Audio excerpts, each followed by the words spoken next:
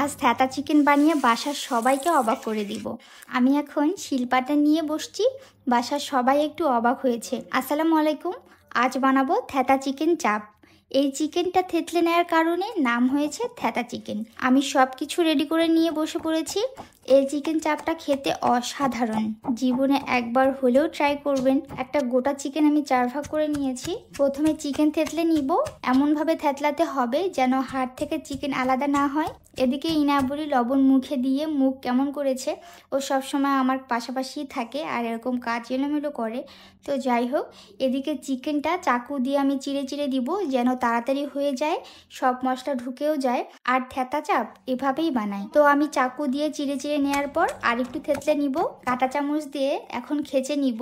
এতে করে মাংসের টেস্ট দ্বিগুণ বেড়ে যাবে, কারণ সব মশলা একদম ভিতর পর্যন্ত ঢুকে যাবে। লেগ পিসগুলো আমি কমপ্লিট, এখন বুক পিসগুলো করব। বুক পিসের হাড্ডি থেকে মাংসটা আমি একটু আলাদা করে নিব, তা না হলে এটা সেদ্ধ হবে না। এগুলো সেমভাবেই থেতলে নিব, সেভাবেই সবগুলো প্রসেস করে নিলাম। এখন যেটা করব, কাঁচামরিচ বেটে নিব। এটা বেটে মাংসের গায়ে মেল্ট করব। এভাবে মরিচ ম্যারিনেট করলে এর স্বাদ দুর্দান্ত হয় আর আলাদা একটা ফ্লেভার আসে, খেতে অসাধারণ লাগে। কাঁচামরিচ বাটাটা সবগুলো মাংসের গায়ে আমি ম্যারিনেট করে নিব। এখন বাকি মশলা দিয়ে দিব। প্রথমে লবণ দিয়ে মেখে নিলাম, তারপর লেবুর রস দিয়ে ম্যারিনেট করছি। সব মাংসের পিসগুলোতে লেবু ছিটিয়ে দিয়ে এখন রেখে দিলাম। এখন একটা বলে আমি বাকি সব মশলা একসাথে মিক্স করে নিব, তাতে করে আমার আর কি ম্যারিনেট করতে সুবিধা হবে। আদা রসুন মরিচের গুঁড়া, একটু হলুদের গুঁড়া, জিরার গুঁড়া দেব সামান্য। এখন দিব কালো গোলমরিচের গুঁড়া দিয়ে, এখন দিয়ে দিচ্ছি সয়া সস, টমেটো সস আর একটু লেবু চেপে দিলাম। সব শেষে গরম মশলা দিলাম। এখন সব মশলা আমি খুব ভালোভাবে মেখে মাংসের গায়ে ম্যারিনেট করে নিব। সবগুলো চিকেন খুব ভালোভাবে ম্যারিনেট করলাম। সব শেষে একটু কালার মিক্স করেছি, এটা জাস্ট হচ্ছে যে সৌন্দর্যের জন্য, এতে কোনো টেস্ট থাকবে না, দেখতে সুন্দর হবে এই জন্যই।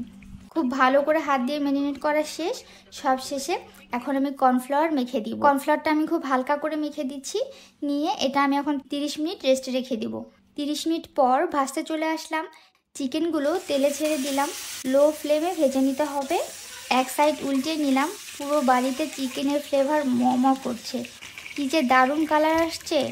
আজ থ্যাতা চিকেন পুরি দিয়ে খাবো। এদিকে অথই পুরি ভাজছে, সব পুরি ভেজে নেওয়া হচ্ছে আর আমার চিকেনও প্রায় রেডি। আবারও আমি উল্টিয়ে দিব, দেখতে ইয়াম্মি লাগছে। লুচিগুলো সুন্দর ফুলে উঠছে। এই লেগ পিসগুলো উঠিয়ে নিব। এখন আমি বুক পিসগুলো দিয়ে দিব। এটা ভাজলে আমাদের টোটালি কমপ্লিট।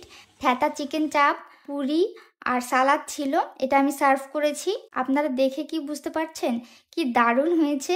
আর টেস্টের কথা যদি বলি, এক কথায় অসাধারণ হয়েছে। সবাই সবার প্লেটে নিয়ে নিয়েছি। ও আরেকটা কথা, পরে মেয়োনিজও করা হয়েছিল। তো এই তো আমার প্লেট, আমি এখন খাচ্ছি। বলার কোনো ভাষাই নাই, একদম ইয়াম্মি ছিল খেতে। আজ খেতে খেতে এখানেই বিদায় নিচ্ছি। সবাই ভালো থাকবেন, সুস্থ থাকবেন। আল্লাহ হাফেজ, টাটা।